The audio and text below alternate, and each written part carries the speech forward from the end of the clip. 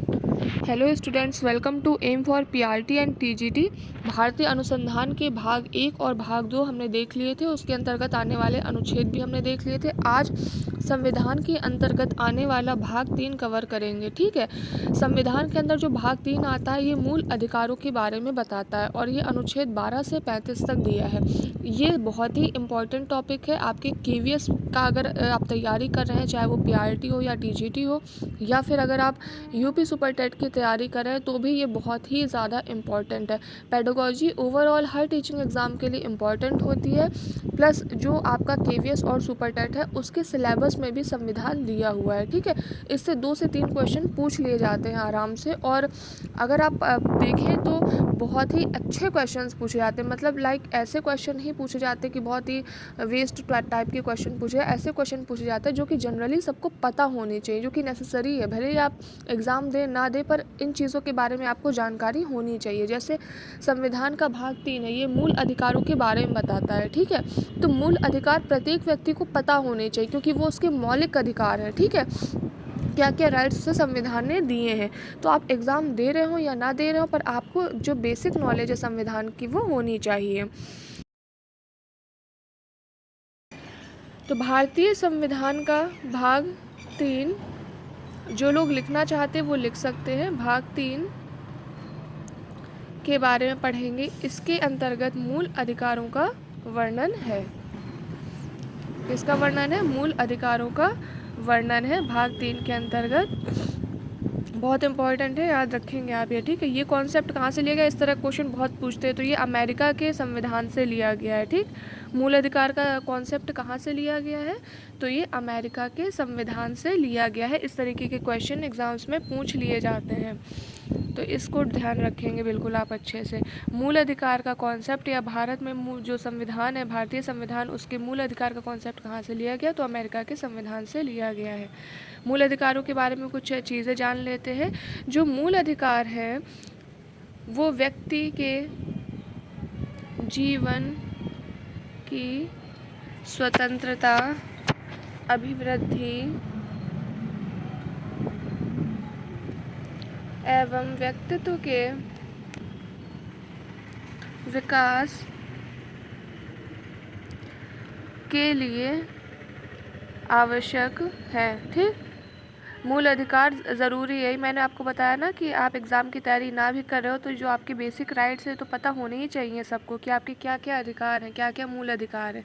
ठीक, तो जीवन की स्वतंत्रता, अभिवृद्धि और व्यक्तित्व के विकास के लिए आवश्यक है। अब संविधान के भाग 3 को भारत का मैग्ना कार्टा भी कहते हैं। ये भी इम्पॉर्टेंट लाइन है, इसको नोट कर सकते हैं। वन लाइनर टाइप का है, इम्पॉर्टेंट है। और मैं वन लाइनर्स भी लिखाऊंगी और नोट्स भी आपको प्रोवाइड कराऊंगी। आप बिल्कुल परेशान हो, नोट्स उन टॉपिक्स के प्रोवाइड कराऊंगी जो बहुत ज़्यादा इम्पॉर्टेंट है। ठीक है, और शॉर्ट नोट्स होंगे, ऐसा नहीं कि बिल्कुल थ्योरी टाइप का बिल्कुल प्रोवाइड कराओ, क्योंकि थ्योरी पढ़नी है तो आप बुक से भी पढ़ सकते हैं ना। तो संविधान का भाग 3 क्या है? भारत का मैग्ना कार्टा है। फिर इसके बाद कुछ और इम्पोर्टेंट पॉइंट देखेंगे। पहले 7 मूल अधिकार थे।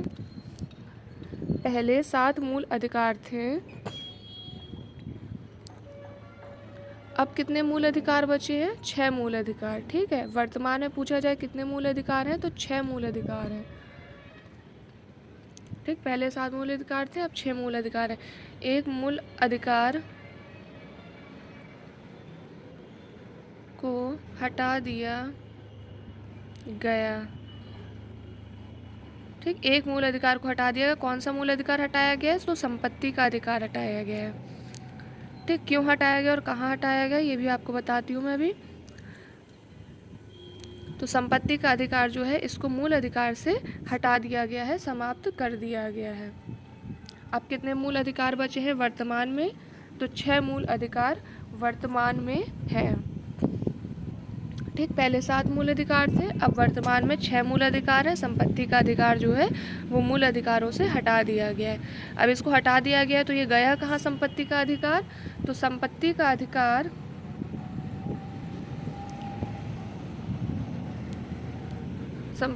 अधिकार यानी कि राइट टू प्रॉपर्टी पहले मूल अधिकार था। संपत्ति का अधिकार पहले मूल अधिकार था, जिसे अब जिसे अब कानूनी अधिकार यानी कि लीगल राइट बना दिया गया। क्या बना दिया गया? लीगल राइट बना दिया गया। अब क्या हो गया संपत्ति का अधिकार? कानूनी अधिकार। और ये कैसे हुआ? तो 44वें संविधान संशोधन अधिनियम 1978 के द्वारा। ठीक, तो संपत्ति का अधिकार जो था वो अब कानूनी अधिकार बना दिया गया। कैसे बनाया गया? 44वें संविधान संशोधन 1978 द्वारा। वर्तमान में इसका उल्लेख कहाँ है? तो अनुच्छेद 300 का में इसका उल्लेख है। ठीक, वर्तमान में अनुच्छेद 300 का के अंतर्गत इसका उल्लेख है। ठीक, तो संपत्ति के अधिकार का उल्लेख कहाँ है वर्तमान में? अनुच्छेद 300 का के अंतर्गत है। और ये किसके द्वारा हटाया गया है? 44वें संविधान संशोधन 1978 द्वारा क्या कर दिया गया? इसको कानूनी अधिकार बना दिया गया है। फिर इसके बाद 6 मूल अधिकारों की बात करते हैं। जो 6 मूल अधिकार अभी वर्तमान में है, प्रेजेंट टाइम में है। संपत्ति का अधिकार हट गया तो अब 6 मूल अधिकार बचे। कौन कौन से 6 मूल अधिकार बचे उनके बारे में जान लेते हैं, ये इम्पोर्टेंट है। तो पहले नाम जान लेंगे और किस अनुच्छेद से कहाँ तक है, उसके बाद एक एक अधिकार देखेंगे। ठीक है, तो सबसे पहला है समता का अधिकार। ये अनुच्छेद 14 से लेकर 18 तक दिया है, समता यानी कि समानता। फिर है स्वतंत्रता का अधिकार। स्वतंत्रता का अधिकार ये 19 से 22 तक दिया हुआ है, 19 से 22 तक, अनुच्छेद 19 से 22 तक। तीसरा है शोषण के विरुद्ध अधिकार। शोषण के विरुद्ध अधिकार ये दिया है अनुच्छेद 23 व 24 में। फिर उसके बाद चौथा है धर्म की स्वतंत्रता या धार्मिक स्वतंत्रता का अधिकार। धार्मिक स्वतंत्रता का अधिकार ये दिया गया है अनुच्छेद 25 से लेकर 28 में। फिर उसके बाद पांचवा है संस्कृति एवं शिक्षा का अधिकार। संस्कृति एवं शिक्षा का अधिकार या संस्कृति एवं शिक्षा से संबंधित अधिकार ये दिया है अनुच्छेद 29-30 में। फिर उसके बाद लास्ट या 6th मूल अधिकार जो है वह संवैधानिक उपचार का अधिकार। अब ये होते क्या भी मैं बताऊंगी तो बिल्कुल क्लियर हो जाएगा। ठीक, संवैधानिक उपचारों का अधिकार अनुच्छेद 32 में दिया गया है। ठीक, तो ये 6 मूल अधिकार हैं जो कि वर्तमान में अभी आपके संविधान द्वारा प्रोवाइड किए जाते हैं। ठीक है, वर्तमान में ये 6 मूल अधिकार बचे हैं। समता का अधिकार, स्वतंत्रता का अधिकार, शोषण के विरुद्ध, धार्मिक स्वतंत्रता का, संस्कृति और शिक्षा संबंधी और संवैधानिक उपचारों का अधिकार। ठीक है, संविधान के भाग 3 यानी कि अनुच्छेद 12 से लेकर 35 के अब सारे अनुच्छेदों के बारे में एक एक करके डिस्कस करेंगे और मैं वही अनुच्छेद बताऊंगी जो कि एग्ज़ाम की दृष्टि से महत्वपूर्ण है। तो अनुच्छेद 12 क्या कहता है? आपको अगर और ज़्यादा पढ़ना है तो आप पढ़ सकते हैं बुक्स वगैरह से। ठीक है, क्योंकि पढ़ने को तो बहुत कुछ है। तो अनुच्छेद 12 में है सभी संवैधानिक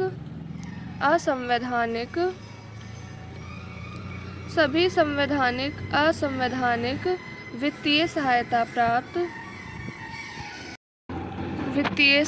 प्राप्त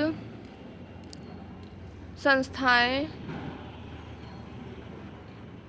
भारत सरकार एवं संसद, विधानमंडल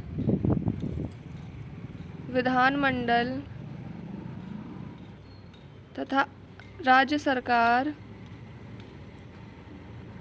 स्थानीय सरकार, राज्य सरकार या स्थानीय एवं अन्य प्राधिकारी। ठीक, जो भारत सरकार के नियंत्रण के अंतर्गत आते हैं। ठीक, तो सभी संवैधानिक असंवैधानिक वित्तीय सहायता प्राप्त संसद, विधानमंडल, सारी ये जो संस्थाएं हैं जो भी भारत सरकार के नियंत्रण के अंतर्गत आती हैं, राज्य सरकारें, स्थानीय अन्य प्राधिकारी, इन सब के बारे में उल्लेख अनुच्छेद 12 में दिया गया है। फिर है अनुच्छेद 13। ठीक है, अगर आप एक्स्ट्रा पढ़ना चाहते हैं तो बुक से पढ़ सकते हैं, मैं वही बता रही हूँ जो आपके एग्ज़ाम की दृष्टि से इम्पॉर्टेंट है। ठीक है, क्योंकि अगर ऐसे पढ़ेंगे तो बहुत बड़ा संविधान है, इसको पढ़ने में अकेले 1 महीने 2 महीने लग जाएगा। तो ऐसी कोई विधि मान्य नहीं होगी जिससे मूल अधिकारों का हनन हो। ठीक है, अनुच्छेद 13 क्या कहता है? ऐसा कोई भी विधि मतलब होता है लॉ या कानून, ठीक, जिससे मूल अधिकारों का हनन हो रहा हो, ऐसी कोई विधि मान्य नहीं होगी। ये कौन कहता है? ये अनुच्छेद 13 कहता है। ठीक, तो इस चीज़ को आप याद रखेंगे, ये भी इम्पोर्टेंट है। अब इसके बाद जो सबसे इम्पोर्टेंट टॉपिक है, हमारे जो 6 मूल अधिकार हैं उनको एक एक करके देखते हैं, जिनसे क्वेश्चन बनते हैं या पूछे जाते हैं अधिकतर। ठीक है, तो सबसे पहला जो हमने अधिकार देखा था वो क्या था? समता का अधिकार या समानता का अधिकार कह सकते हैं इसको। अनुच्छेद 14 से 18 तक दिया गया है, तो एक एक अनुच्छेद देखेंगे। अनुच्छेद 14 के अंतर्गत विधि के समक्ष समता के बारे में बताया गया है। ठीक है, एवं विधियों का समान संरक्षण। ठीक, तो अनुच्छेद 14 में जो समानता का अधिकार प्राप्त है क्या है? विधि के समक्ष समानता, यानी कि कानून सभी के लिए क्या है? एक समान है। ठीक, तो ये समानता का अधिकार अनुच्छेद 14 कहता है कि कानून सभी के लिए एक समान है। फिर इसके बाद नेक्स्ट देखते हैं अनुच्छेद नंबर 15। ये समानता के अधिकार के अंतर्गत ही आ रहे हैं, अनुच्छेद 14 से लेकर 18 तक। ठीक, तो अनुच्छेद 15 धर्म, मूलवंश, जाति या फिर जो लिंग है या जन्म स्थान है, इसके आधार पर भेदभाव नहीं किया जाएगा। ठीक, ये अधिकार कौन देता है? अनुच्छेद 15। ठीक, धर्म, मूलवंश, जाति, लिंग, जन्म स्थान के आधार पर किसी व्यक्ति से भेदभाव नहीं। अनुच्छेद 16 कहता है लोक नियोजन के विषय में अवसर की समता या समानता। ठीक, लोक नियोजन यानी कि जो भर्ती वगैरह निकल रहे हैं तो सभी को अवसर दिया जाएगा। ठीक, यहाँ पर भी कोई जो है भेदभाव नहीं होगा, सबके लिए समान अवसर है। जो भी भर्ती वगैरह है उसमें सबको समान अवसर मिलेगा। ये क्या कौन कहता है? अनुच्छेद 16। फिर इसके बाद नेक्स्ट आ जाते हैं अनुच्छेद 17। इसमें कुछ ऐसा समझाने वाला नहीं है, आपको नाम से आपको इतना समझ में आ ही रहा है, समानता के बारे में बात हो रही है। ठीक है, जहाँ समझाने वाला है वहाँ मैं समझा दूँगी। अनुच्छेद 17 छुआछूत के बारे में बताता है कि किसी से भी छुआछूत जो है नहीं रखी जाएगी, अस्पृश्यता का अंत। ठीक, या छुआछूत का अंत। ठीक, और अनुच्छेद 18 क्या कहता है? उपाधियों का अंत। जो टाइटल्स वगैरह पहले चलते थे ना, उपाधि वगैरह दी जाती थी, तो उपाधियों का अंत, क्योंकि यहाँ समानता की बात हो रही, मतलब सभी को एक समान बनाना है, तो किसी भी तरीके से व्यक्ति में कोई भेदभाव ना रहे, या जो उसको अवसर मिलते उनमें कोई भेदभाव ना रहे, तभी तो समानता होगी। ठीक, तो अनुच्छेद 17 ने क्या किया? छुआछूत का अंत, और अनुच्छेद 18 में उपाधियों के अंत के बारे में बताया गया है। ठीक, तो ये हो गया समानता का अधिकार अनुच्छेद 14 से लेकर के 18 तक। फिर एक ट्रिक देख लेते हैं जिससे इसको याद करने में थोड़ी सी आसानी रहेगी। ये ट्रिक मैंने बनाई है, अगर आप याद कर सकते हैं ट्रिक या आपको पसंद आए तो आप इसको यूज़ कर सकते हैं याद करने के लिए। समानता का अधिकार, ये सिर्फ समानता के अधिकार की ट्रिक है। ठीक, 14 से 18 अनुच्छेद तक की। तो ट्रिक है समान कानून भेद नहीं, समान भर्ती, छुआछूत उपाधि नहीं। ठीक, छुआछूत नहीं, उपाधि नहीं। ये एक ट्रिक बनाई है अनुच्छेद 14 से लेकर 18 तक समानता के अधिकार की। तो अगर आप याद करना चाहें तो इस ट्रिक के ज़रिए याद कर सकते हैं। समान कानून अनुच्छेद 14 में आ जाता है। भेद नहीं यानी कि लिंग जाति आधार पर भेदभाव नहीं, अनुच्छेद 15 में। भर्ती में समानता अनुच्छेद 16, छुआछूत का अंत अनुच्छेद 17 और उपाधियों का अंत अनुच्छेद 18। ठीक, तो समान कानून भेद नहीं, समान भर्ती छुआछूत नहीं, उपाधि नहीं, ये ट्रिक आप याद कर सकते हैं समानता के अधिकार 14 से 18 के लिए। ठीक, 14 से 18 अनुच्छेद के लिए। इसके बाद नेक्स्ट है स्वतंत्रता का अधिकार, अनुच्छेद 19 से लेकर के 22 तक के बारे में देखते हैं। ठीक, अनुच्छेद 19 क्या कहता है, एक एक अनुच्छेद पढ़ेंगे। तो अनुच्छेद 19 के अंतर्गत स्वतंत्रता का यहाँ जिक्र हो रहा है, तो इसको आप समझ जाइएगा। ठीक है, स्वतंत्रता से रिलेटेड चीज़ें आएंगी। अनुच्छेद 19 एक ए में वाक एवं अभिव्यक्ति का अधिकार, यानी कि बोलने और अभिव्यक्ति करने का अधिकार जो है प्रदान किया गया है। ठीक, ये किस में प्रदान किया गया, अनुच्छेद 19 एक ए में वाक एवं अभिव्यक्ति की स्वतंत्रता है। ठीक, फिर उसके बाद नेक्स्ट आ जाते हैं अनुच्छेद 19 का एक बी।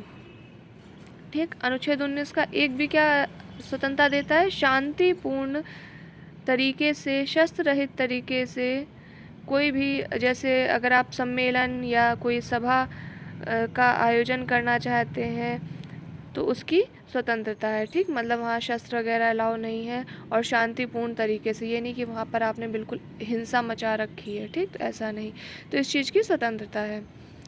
फिर अनुच्छेद 19 एक का सी देखते हैं क्या स्वतंत्रता देता है। तो अनुच्छेद 19 के एक सी के अंतर्गत समूह और संघ बनाने की स्वतंत्रता। ठीक, कोई आप संघ या समूह बनाना चाहते हैं।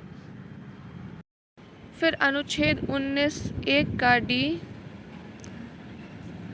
कहता है भारत के संपूर्ण राज्य क्षेत्र में अबाध आवागमन की स्वतंत्रता। ठीक है, मतलब आप कहीं भी आ जा सकते हैं भारत के संपूर्ण राज्य क्षेत्र में। ठीक, इस चीज़ की स्वतंत्रता है। ठीक, तो 19 जी क्या कहता है, भारत के संपूर्ण राज्य क्षेत्र में आवागमन की स्वतंत्रता। फिर इसके बाद नेक्स्ट आ जाते हैं अनुच्छेद 19 एक का डी हो गया था, ई के बारे में आ जाते हैं। भारत के राज्य क्षेत्र के किसी भी भाग में निवास करने की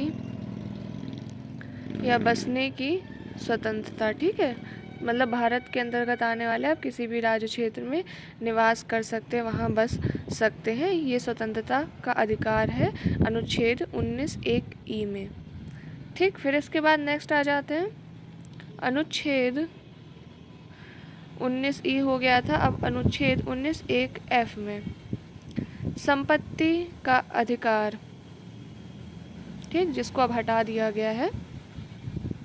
तो अनुच्छेद 19 एक एफ में क्या था, संपत्ति का अधिकार था पहले, लेकिन मैंने आपको स्टार्टिंग में ही बताया था कि अब इस संपत्ति के अधिकार को मूल अधिकार से हटा दिया गया है और कानूनी अधिकार में या कानूनी अधिकार इसको बना दिया गया है। ठीक, तो अब ये जो 19 एक एफ है ये क्या हो गया, ये कैंसिल हो गया, इसको हटा दिया गया है। ठीक, पहले था ये, अब नहीं है संपत्ति का अधिकार यहाँ पर, तो इसको हटा दिया गया 19 एक एफ को। ठीक, इसके बाद आ जाते 19 एक जी, एफ हटा दिया गया और उसको हटा करके एक दूसरा जोड़ दिया गया, एक जी आ गया। एक जी में क्या है, कोई भी वृत्ति, व्यापार या आजीविका करने की स्वतंत्रता, मतलब कोई व्यक्ति अपने अकॉर्डिंग जो है बिजनेस वगैरह जो लीगल है, कानूनी है, वैध है, तो वो अपने जो है बिजनेस कर सकता है, व्यापार कर सकता है, अपनी आजीविका चलाने के लिए उसको स्वतंत्रता है। ठीक, तो ये कौन देता है ये स्वतंत्रता का अधिकार, व्यापार व्यवसाय करने का 19 एक जी। ठीक, अनुच्छेद 19 एक का जी। फिर इसके बाद नेक्स्ट आ जाते हैं अनुच्छेद 20 के ऊपर। अनुच्छेद 20 अपराधों के लिए दोष सिद्धि के संबंध में संरक्षण। ठीक, अपराधों के लिए दोष सिद्धि के संबंध में संरक्षण कौन प्रदान करता है, अनुच्छेद 20। फिर अनुच्छेद 20 एक में क्या है, अपराधों के समय या अपराध के समय जो कानून लागू था या जो कानून लागू है अपराध के समय में, उसी कानून या उसी विधि के तहत ही सज़ा दी जाएगी, ना कि नया कानून या नई विधि बनाकर। ठीक, यानी कोई किसी व्यक्ति ने कोई अपराध किया तो उस समय जो विधि लागू थी उसी के अकॉर्डिंग उसे सज़ा दी जाएगी। ऐसा नहीं है कि उसने अपराध कर लिया, उस अपराध के बाद में एक नया कानून बनाया गया उसको सज़ा देने के लिए। ठीक है, तो नहीं, जो कानून लागू है, जो विधि लागू है, उसके अकॉर्डिंग ही सज़ा दी जाएगी। ये कहता है 20(1). ठीक, ये अपराधों के अंतर्गत आने वाले हम भाग पढ़ रहे हैं। ठीक, फिर 20(2) क्या कहता है? 20(2) कहता है किसी व्यक्ति को एक ही अपराध के लिए एक से अधिक बार दंडित नहीं किया जा सकता। ठीक है, एक ही अपराध के लिए एक से अधिक बार दंडित नहीं किया जा सकता। मतलब कोई एक अपराध है, उसने चाकू मार दिया किसी को, किसी का कत्ल किया है, मर्डर किया है, तो उसको एक ही बार तो आप फांसी पे चढ़ा सकते हो। ऐसा तो नहीं फांसी पे चढ़ा दिया फिर उसकी डेड बॉडी लेके फिर से उसको दोबारा चढ़ा दिया, फिर दोबारा चढ़ा दिया, ऐसा नहीं, एक ही बार फांसी दे सकते हो उसको। ठीक है, उस एक अपराध के लिए। ठीक, फिर इसके बाद नेक्स्ट आ जाता है अनुच्छेद 20(3). ये स्वतंत्रता के अंतर्गत जो अपराधों वाला है अनुच्छेद 20 में, उसके ही आप भाग पढ़ रहे हैं 1, 2, 3। तो तीसरा क्या कहता है? किसी भी व्यक्ति को अपने ही विरुद्ध गवाही देने के लिए बाध्य नहीं किया जाएगा। ठीक है, कि अपने ही विरुद्ध गवाही देने के लिए उसको मजबूर नहीं किया जाएगा। ये किसमें? अनुच्छेद 20(3) में है। ठीक है, कि किसी व्यक्ति ने कोई अपराध किया है तो वो अपने ही विरुद्ध गवाही दे रहा है, उसके लिए उसको बाध्य नहीं किया जाएगा या उसको मजबूर नहीं किया जाएगा। फिर इसके बाद नेक्स्ट आ जाते हैं अनुच्छेद 20(3) देख लिया था। अब अनुच्छेद 21 में आ जाते हैं प्राण एवं दैहिक स्वतंत्रता। प्राण एवं दैहिक स्वतंत्रता, इससे काफ़ी क्वेश्चन पूछ लिए जाते हैं। दैहिक स्वतंत्रता का संरक्षण, अनुच्छेद 21 क्या कहता है? प्राण एवं दैहिक स्वतंत्रता का संरक्षण। अब इसके अंतर्गत आ जाता है अनुच्छेद 21(a). अनुच्छेद 21(a) 86वें या 86th संविधान संशोधन 2002 द्वारा, जो अनुच्छेद 21(a) है, 86वें जो संविधान संशोधन हुआ था 2002 में, उसके द्वारा ये जोड़ा गया है। ठीक, 21 का ए पार्ट जोड़ा गया है। इसके अंतर्गत क्या था?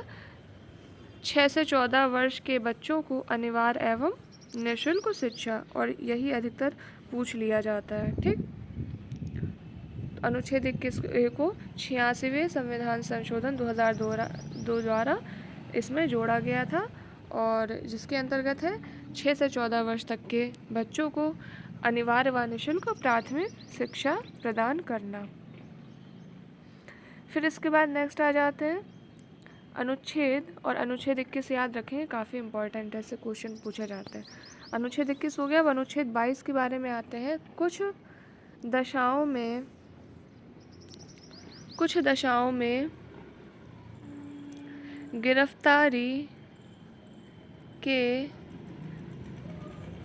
गिरफ्तारी और निरोध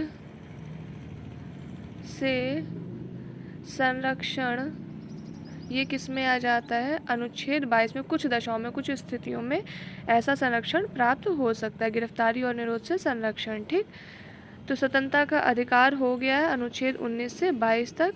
इसके बाद शोषण के विरुद्ध अधिकार आ जाते हैं अनुच्छेद 23 और 24 में। यहाँ 14 लिख गया गलती से, 24 है। अनुच्छेद 23 क्या कहता है? कि बलपूर्वक किसी से कार्य नहीं कराया जाएगा। ठीक, शोषण के विरुद्ध है ये। ठीक, शोषण के विरुद्ध ही अधिकार प्रदान किया गया, ये मूल अधिकार प्रदान किया गया व्यक्ति को, कि आपसे किसी भी जो है बलपूर्वक आपसे श्रम नहीं कराया जाएगा, बलपूर्वक कार्य नहीं कराया जाएगा। अनुच्छेद 14 क्या कहता है? कारखानों वगैरह में जो बच्चों का शोषण होता है, उनसे कार्य कराया जाता है, तो इसके विरुद्ध अधिकार है आपके पास में, या बच्चों के पास में शोषण के विरुद्ध अधिकार है अनुच्छेद 14 में, कि कारखानों वगैरह में बच्चों के नियोजन पर प्रतिषेध। ठीक है, कि बच्चों से काम नहीं कराया जाएगा। ठीक, जैसे आप कारखानों वगैरह में देखते हैं ना, बच्चों को लगा देते हैं, कोयला भट्टी में लगा दिया, छोटे छोटे बच्चे हैं। ठीक, तो इस तरह खतरनाक काम देते, तो इस शोषण के विरुद्ध अधिकार अनुच्छेद 24 में दिया गया है। फिर नेक्स्ट है धर्म की स्वतंत्रता का अधिकार, अनुच्छेद 25 से लेकर 28 तक में दिया हुआ है। तो अनुच्छेद 25 क्या कहता है? अनुच्छेद 25 के अंतर्गत धर्म को मानने,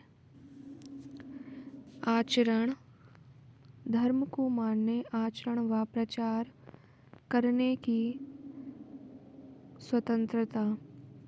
ठीक, किसी व्यक्ति को कौन सा धर्म मानना है, किस धर्म के प्रति आचरण करना है, मतलब अपना जो धर्म माना है उसके प्रति उसकी तरह से आचरण करना है, प्रचार करना है, इसकी स्वतंत्रता है। ठीक है। फिर अनुच्छेद 26 के अंतर्गत धार्मिक गतिविधियों के प्रबंध या आयोजन कह सकते हैं का अधिकार। ठीक है, जो भी अपने धर्म से संबंधित गतिविधियां होती हैं उनके प्रबंध का अधिकार ये अनुच्छेद 26 के अंतर्गत है। फिर इसके बाद नेक्स्ट आ जाइए, ये अनुच्छेद 27 है, किसी धर्म विशेष की वृद्धि हेतु जो चंदा या कर इकट्ठा किया जाता है उसको लेने पर प्रतिबंध है। ठीक है, कि आप अपने धर्म को बढ़ाने के लिए और सबसे चंदा ले रहे हैं, कर ले रहे हैं, तो इस पर प्रतिबंध है। ठीक, आप ज़बरदस्ती कर नहीं ले सकते। कोई व्यक्ति अपनी श्रद्धा से कुछ करना चाहता है वो चीज़ अलग है। तो यहाँ पर क्या है, कर लेने, चंदा लेने पर प्रतिबंध है किसी धर्म विशेष की वृद्धि के लिए, अनुच्छेद 27 में। फिर है अनुच्छेद 28। अनुच्छेद 28 कहता है कुछ शिक्षण संस्थानों में धार्मिक शिक्षा व उपासना में उपस्थिति होने के संबंध में अधिकार। ठीक है, जैसे कुछ शिक्षण संस्थान है जहाँ पे धार्मिक शिक्षा दी जाती है या प्रेयर होती है। ठीक है, तो उसमें प्रेजेंट होने के संबंध में जो है स्वतंत्रता दी गई है ये। ठीक है, आप धार्मिक शिक्षा दे सकते हो और प्रेयर वगैरह का आयोजन कराना, इसके उपासना वगैरह में जो है स्वतंत्रता प्रदान की गई है ये अनुच्छेद 28 में। तो कुछ भी ऐसा नहीं है कि बहुत ज़्यादा कुछ समझाने वाला हो इसमें। संस्कृति और शिक्षा संबंधित जो आपके मूल अधिकार हैं, संस्कृति और शिक्षा संबंधी अधिकार, इनके बारे में देखेंगे तो ये दिए हैं अनुच्छेद 29 और 30 में। ठीक, संस्कृति और शिक्षा संबंधी अधिकार। अनुच्छेद 29 में है अल्पसंख्यकों यानी जो जैन हैं, बुद्ध हैं, ठीक है, इस तरह के जो अल्पसंख्यक समुदाय हैं उनके बारे में, उनके अधिकारों के बारे में वर्णन किया गया है। ठीक, मुस्लिम है, जैन है, बौद्ध हैं, जो कम संख्या में है, उनके अधिकारों का वर्णन है अनुच्छेद 29 में। फिर अनुच्छेद 30 में है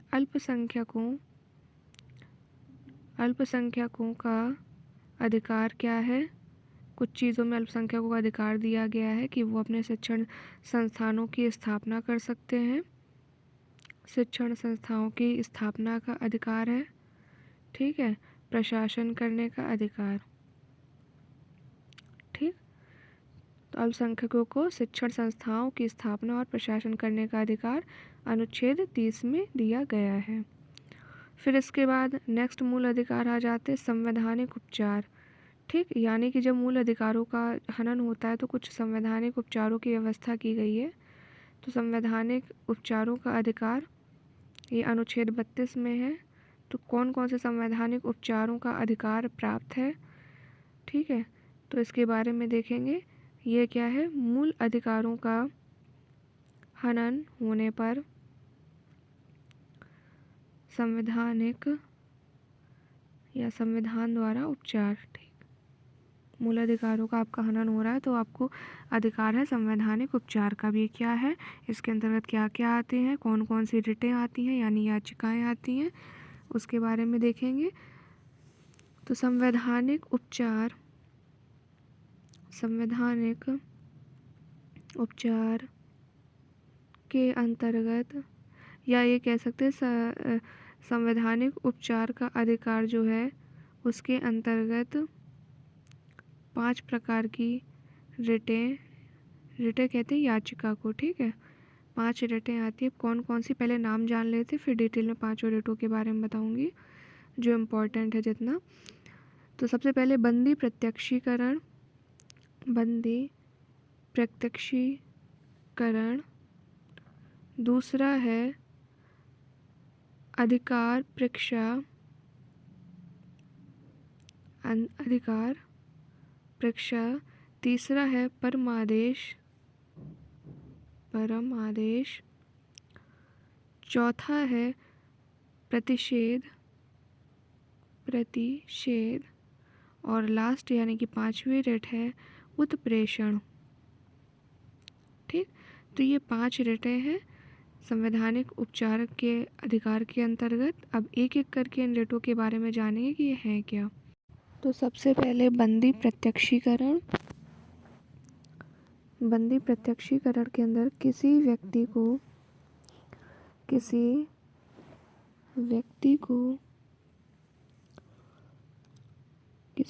को अवैध रूप से बंदी बनाए जाने पर ये रिट जारी की जाती है। रिट का मतलब होता है याचिका, याचिका जो जारी की जाती है ना, उसी को ही रिट कहते हैं। ठीक है, तो बंदी प्रत्यक्षीकरण में क्या है, किसी व्यक्ति को अवैध रूप से बंदी बनाए जाने पर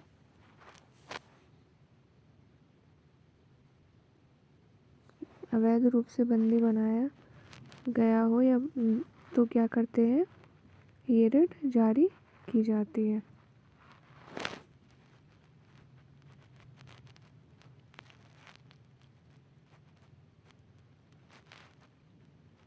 इसमें कुछ भी ऐसा बहुत ज़्यादा समझाने वाला या बहुत ज़्यादा ऐसा कुछ नहीं है, नॉर्मली पूछ लिया जाता है इन 5 रिटों से, तो जितना इम्पोर्टेंट है वो बता दे रही हूँ। सिर्फ बेसिक नॉलेज होना ज़रूरी है कि होती क्या है। फिर उसके बाद सेकंड है अधिकार परीक्षा। अधिकार परीक्षा, अधिकार परीक्षा के अंतर्गत क्या आ जाता है, तो यदि किसी सार्वजनिक या सर्वोच्च पद पर, जैसे कोई IAS PCS का पद है, ठीक है, उस पर कोई व्यक्ति अवैध रूप से, यदि किसी सार्वजनिक या सर्वोच्च पद पर कोई व्यक्ति अवैध रूप से आसीन हो तो फिर ये रिट जारी की जाती है। ठीक है, जैसे कोई कुछ गलत तरीके से IAS की पोस्ट पे या PCS की पोस्ट पर बैठ गया तो फिर क्या होगा, ये रिट जारी की जाएगी। ठीक है, पता चले कि वो वैलिडिटियाँ वो जो है नहीं रखता है, उन उद्देश्यों की पूर्ति नहीं करता है जो IAS और PCS के लिए चाहिए हैं। कहने का मतलब गलत तरीके से अवैध रूप से किसी मतलब कुछ फर्जीवाड़े से बैठ गया है PCS के पद पर या IAS के पद पर या किसी सर्वोच्च पद पर, तो यह जो रिट है वो जारी की जा सकती है, ये वाली याचिका जारी की जा सकती है। फिर इसके बाद नेक्स्ट परमादेश, नाम से ही समझ में आ रहा है आदेश देना। ठीक है, परमादेश, तो परमादेश के अंतर्गत क्या आएगा,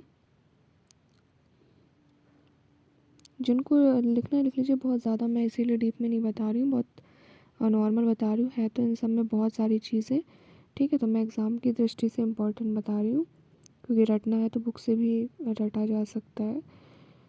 ठीक, तो परमादेश का मतलब होता है किसी भी लोक अधिकारी को उसके कर्तव्यों का पालन करने हेतु आदेश देना। ठीक है, अगर कर्तव्यों का पालन नहीं कर रहा है वो, तो उसके खिलाफ ये जो है, तो उसके अगर वो कर्तव्यों का पालन नहीं कर रहा है तो ये रिट या ये याचिका जारी की जा सकती है। ठीक, तो परमादेश का मतलब नाम से समझ में आ रहा, आदेश देना, किसी लोक अधिकारी को उसके कर्तव्य का पालन करने का आदेश देना, और यदि वो इनकार करता है, अपने कर्तव्यों का पालन नहीं करता है, तो ये रिट जारी की जाती है।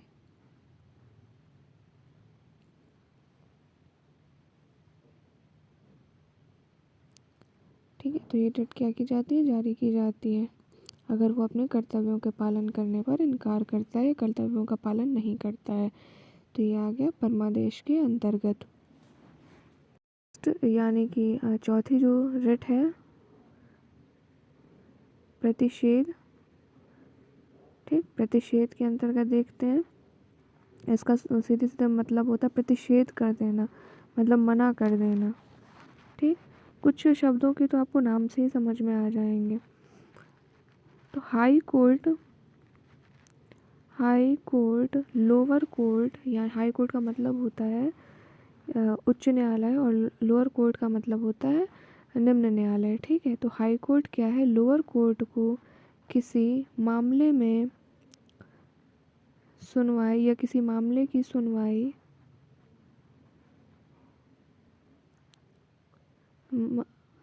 से मना कर सकता है। ठीक, हाई कोर्ट क्या है, लोअर कोर्ट को किसी मामले की सुनवाई से मना कर सकता है। ये क्या हो गया, ये हो गया प्रतिषेध। हाई कोर्ट की लोअर कोर्ट को किसी मामले की सुनवाई से मना कर सकता है। फिर इसके बाद नेक्स्ट और लास्ट रिट देखते हैं, पांचवी। ठीक है, प्रतिषेध हो गया। अब है उत्प्रेषण। उत्प्रेषण को बेसिकली इसको समझ सकते हैं जैसे इसका हिंदी अर्थ मंगा लेना। ठीक है, कहीं से कोई जिस कुछ मंगा लेना, उसको हिंदी में समझना हो तो हाई कोर्ट किसी लोअर कोर्ट से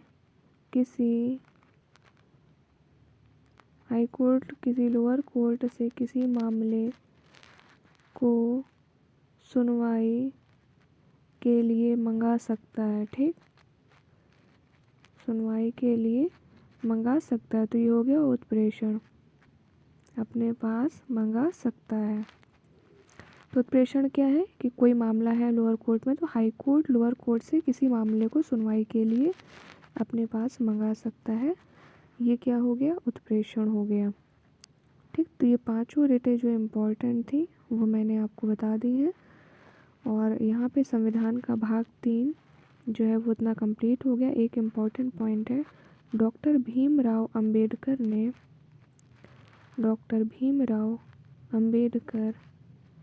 ने संविधान के भाग 3 के अनुच्छेद 32 को, या डायरेक्ट कह सकते हैं अनुच्छेद 32 को, संविधान का हृदय एवं आत्मा कहा है। डॉक्टर भीमराव अंबेडकर ने अनुच्छेद 32 को संविधान का हृदय एवं आत्मा कहा है। ठीक है, कहा है, यानी कि heart and soul of constitution. ठीक, संविधान का हृदय और आत्मा, heart and soul of constitution. Heart and soul होगा यहाँ पे, हार्ट एंड सोल ऑफ केवल आत्मा। पूछा जाए संविधान की आत्मा, तो सबको पता है कि प्रस्तावना है। ठीक, और पूछा जाए संविधान का हृदय एवं आत्मा, तो अनुच्छेद 32। और ये किसने कहा है, डॉक्टर भीमराव अम्बेडकर ने कहा है। तो अगर आप KVS NVS या फिर सुपर टेट की तैयारी करें या कस्तूरबा वैकेंसी का इंतज़ार कर रहे हैं, तो चैनल को लाइक शेयर और सब्सक्राइब कर दीजिए। जैसे ही भर्ती संबंधी कोई भी जानकारी आती है, मैं उसके बारे में इन्फॉर्मेशन प्रोवाइड कर दूँगी। So all the very best, आप जिस भी एग्ज़ाम की तैयारी कर रहे हो। Thanks for watching.